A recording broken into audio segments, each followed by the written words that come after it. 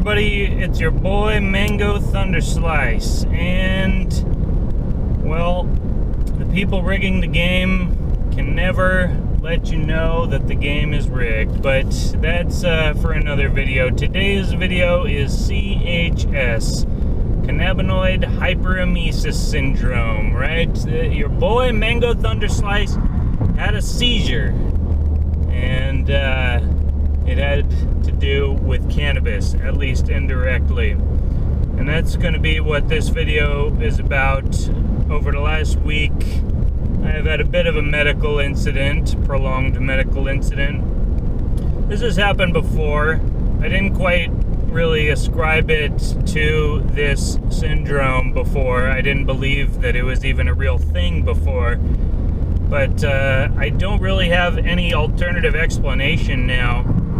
And it culminated in, yes, basically becoming severely dehydrated and deprivated of electrolytes, specifically sodium and potassium, to the point where my brain actually did not function properly, and I ended up having a seizure, and I don't actually remember it happening. And people had to come into my house, paramedics and police officers, and basically restrain me and sedate me and take me out of my house by force, apparently while I was screaming and fighting the entire way and saying a bunch of really weird things.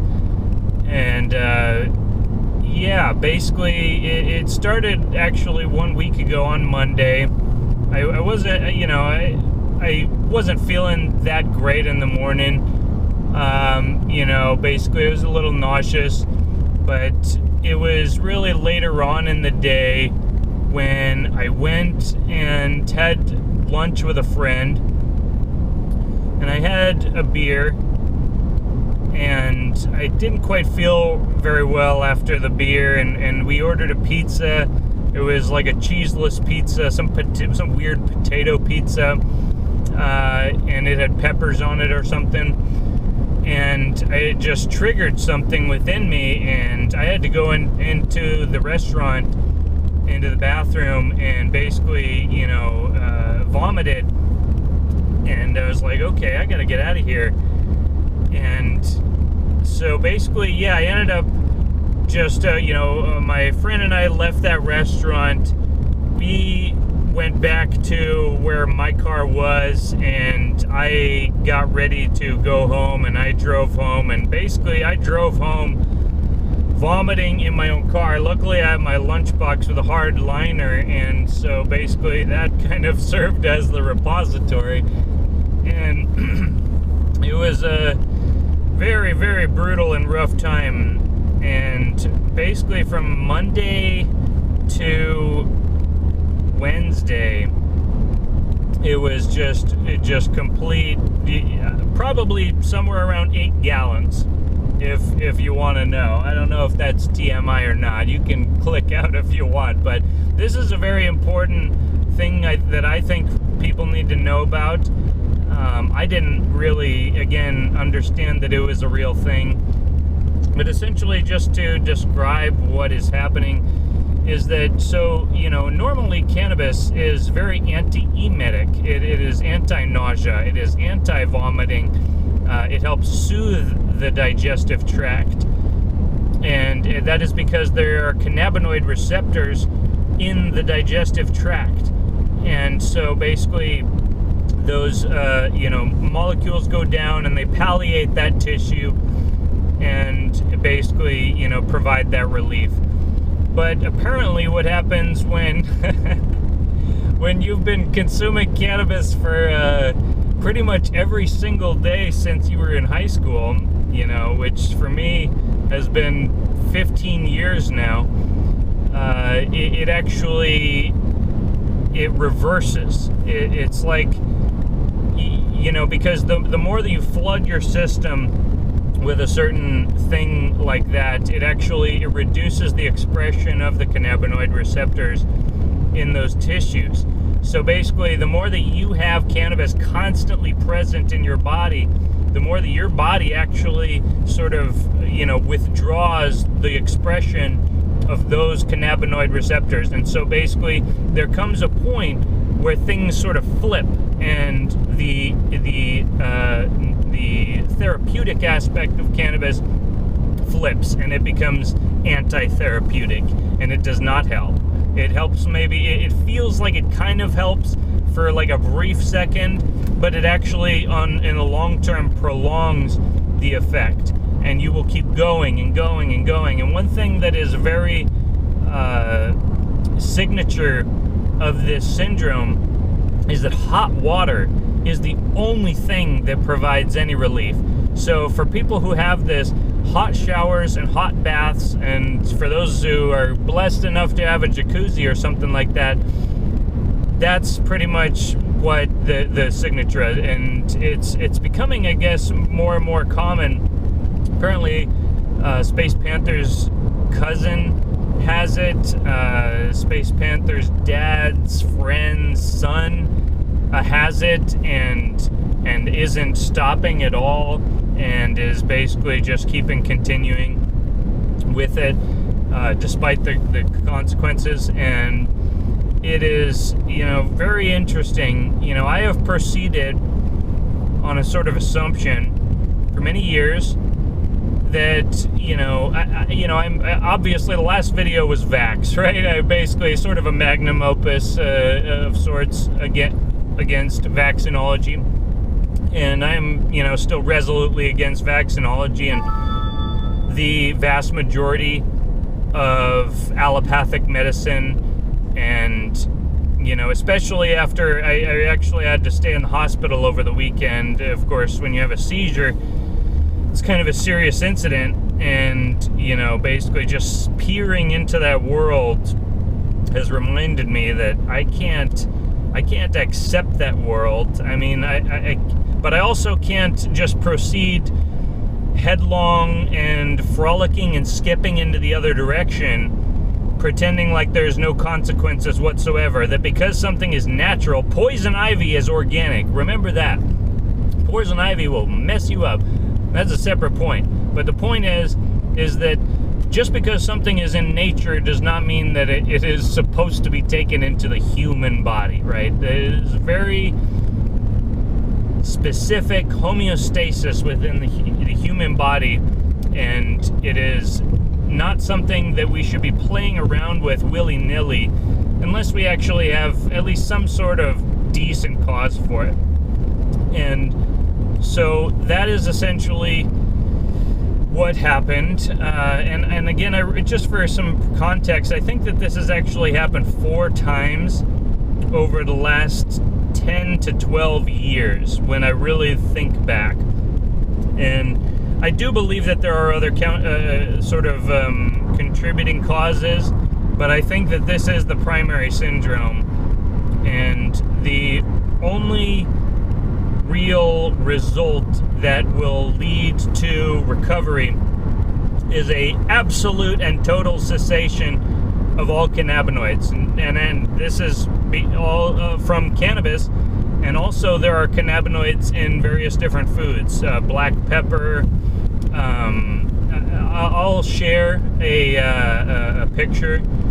I'll put a link, and it'll show kind of just for edification to go along with the video.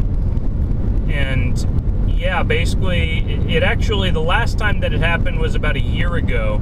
And I thought that I had E. coli. Basically, I've talked about this, that, oh yeah, I had E. coli. Yeah, COVID is a walk in the park compared to E. coli, but I don't actually think now that was E. coli. I mean, maybe there was some kind of infection, but after so many days of purging, it's like,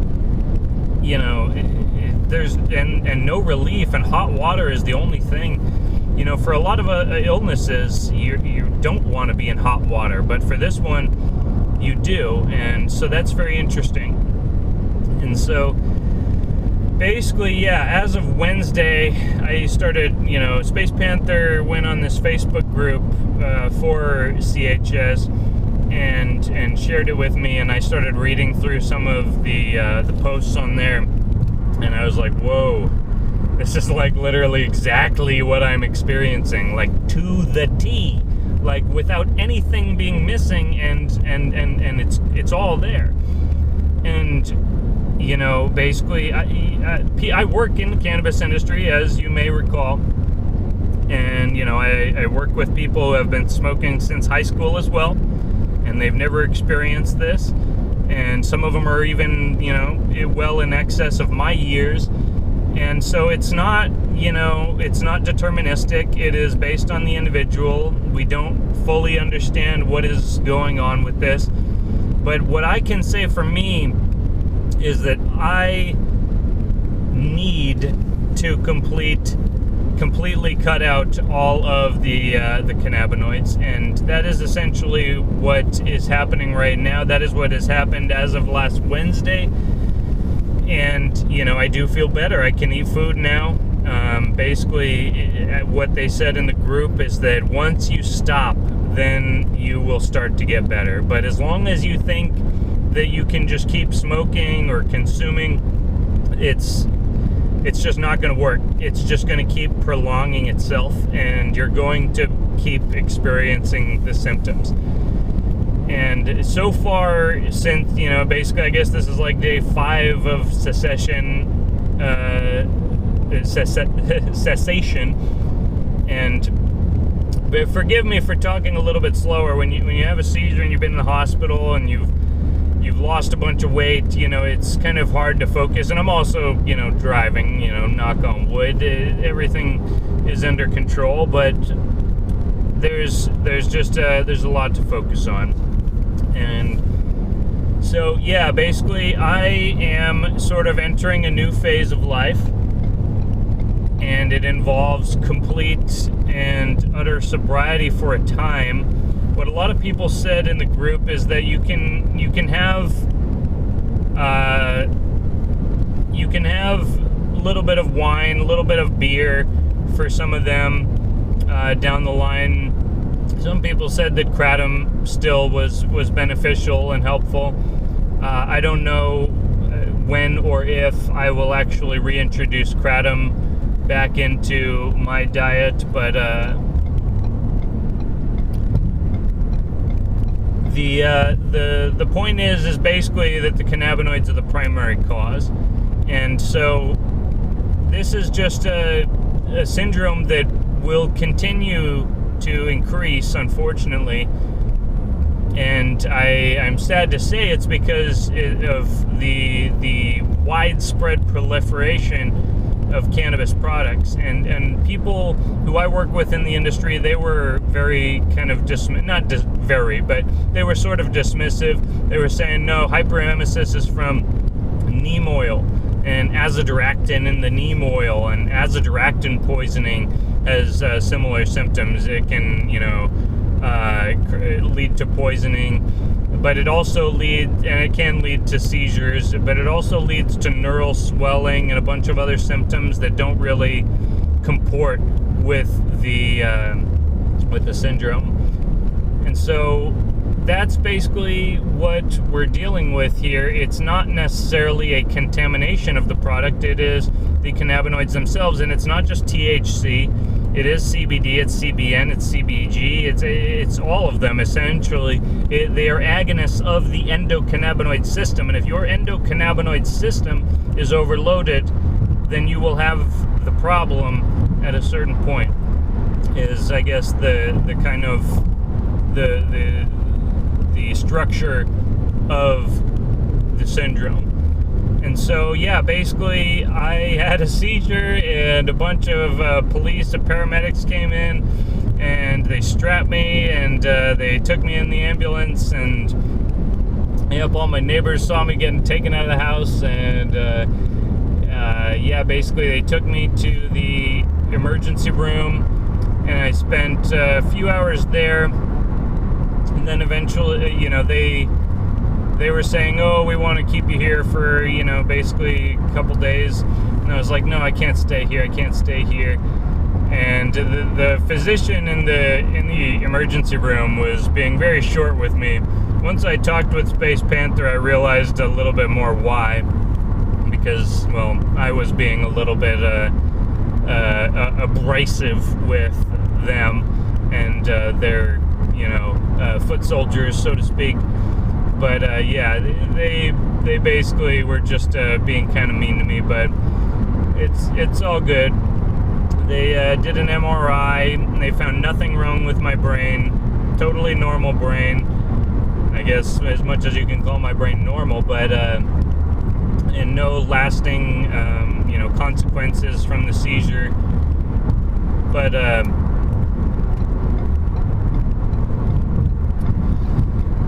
yeah, so I actually had to almost argue with them to get out of there. They were giving me a whole bunch of strong antibiotics because my white blood cells were high after so many days of just exploding.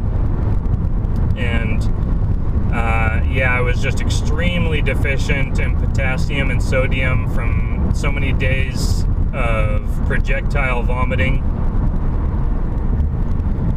And yeah, basically it was interesting. I had a roommate in the hospital who was just an older guy who was on a morphine drip. He was seeing, some doctor and was basically just dealing with pain management. Fluids, meds, and pain management was his board. And yeah, basically it was an interesting stay at the hospital. Many of the people there up in the actual hospital were very nice, and as opposed to the emergency room physician. And they helped me, get back to normal, and they gave me their hospital food, and, I showed them that I was back to stable essentially yesterday, and the doctor, he was like, well, I don't know, maybe I'll keep you to Tuesday. And I was like, no, that's not happening. I'll jump out that window right there. And he was like, well, what if your white blood cells go back up? What if you have an infection? And I was like, this is a hospital, man. There's a COVID pandemic. I'm going to get an infection in here. You got to let me out of here. I feel that I have the primary cause under control. I'm eating the food. I'm, basically getting back to normal, and I'd appreciate it if you let me go, because I was starting to refuse blood draws and refuse antibiotics and refuse medical procedures because I didn't feel that I had any infection or any need to prevent infections with antibiotics. Remember that I had migraines for decades because of antibiotics that were given to me by the handful back when I was a kid, as a result of a condition that I have with my heart. It's a minor condition, but anytime I went to the dentist or the orthodontist, they gave me just a handful of amoxicillin. And this was kind of before probiotics, so it just completely devastated my gut flora, and it wrecked the internal, structure of my body. And it took a long time to fix that, and I didn't even know what I was doing for the longest time. It actually took kind of being with Space Panther to realize what was going on, identify the dietary triggers such as dairy and caffeine and MSG, and recolonize the body with probiotics and enzymes and other things like that. And so this is kind of a new lease on life for me. I am glad to be alive. I'm glad to realize what the primary syndrome is, and to know that I need to stop. And that has allowed me to begin my recovery process. And that is a good thing that I'm very, very grateful for. My wife and kids are more important than cannabis. As much as I love the plant, I will always love the plant. I will always have respect for the plant. But for me, I overdid it. I overdid it for a long time, and I am bearing the consequences of that now. So this is the hard part about this is I've spent basically 15 years learning how to control my emotions with the aid of this plant, and so I'm finding myself having a little bit of trouble controlling the flow of emotion. And so if I'm a little bit different in my videos, and I make them a little bit less often, then please forgive me, but that's essentially what I need to do to work on myself. But I do believe that I will be in a better spot now. I'm in my 30s now, not my 20s. I don't need to be organizing my entire day around inebriants. It's kind of a silly thing when you have 2 daughters to be doing that, I guess, in retrospect. And so I'm going to be focusing on actual productivity and getting everything in perfect order and acquiring assets and building a structure that will last for generations. That is what I'm focusing on right now. And that is what I will be focusing on for the next 10 years, 5 to 10 years. And I believe that this will bear the most significant fruit of my entire life. I believe I'll be able to improve my financial position quicker than ever before by stopping the wasting of money being spent on inebriants. And I think that I will be able to also beyond that, even just, I'm not gonna drink any beer.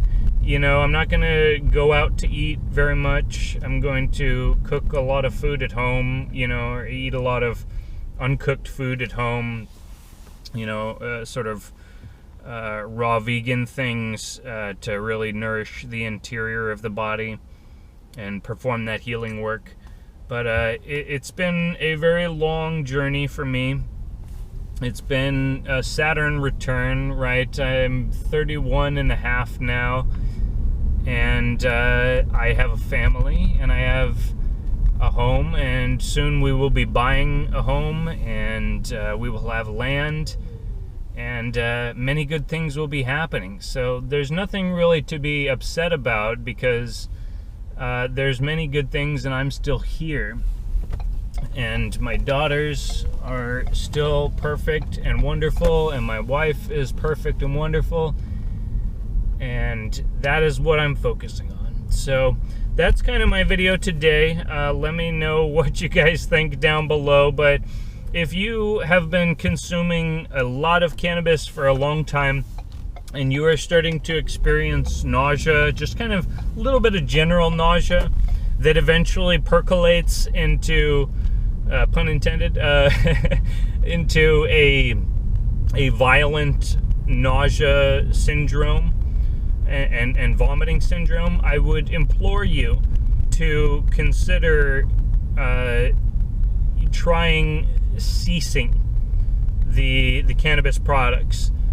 And I know that for you, just as it was for me, for many years, this plant helped you, and it's very hard for you to believe that it would no longer help you where it did for so long. But our body is an interesting thing, and it changes over time. It's not always the same as it is on any given day. And we have to be ready to adapt to the changing circumstances of our times. And especially right now, with everything that's going on in the world, politically and biologically and cosmically, and even the fact that it's the changing of one decade into another, and it's we're going into the solstice and into Christmas. It is a good time to set things aside, and it is a good time to move forward with a new purpose. And that, again, is what I am focusing on. And when we really look at what's happening across the spectrum, no matter where you're looking at it from, we are in for a bumpy ride, my friends. We are in for a very bumpy ride, no matter what happens with all this stuff. And I'll be talking more about that later this week. 25 minutes almost. So basically, but yeah, hopefully this video provides some help to somebody out there, and I'll be sharing my experience in the Facebook group to help those people who are ready to make a change in their life as well, in response to the changing circumstances and the changing tides. So that's my video today. Not a very, philosophically heavy one, I guess, but still very, very important. It's the reason that I'm alive. So that's what I'm, bringing to you today. And much love to you guys, and I will talk to you next time. Peace.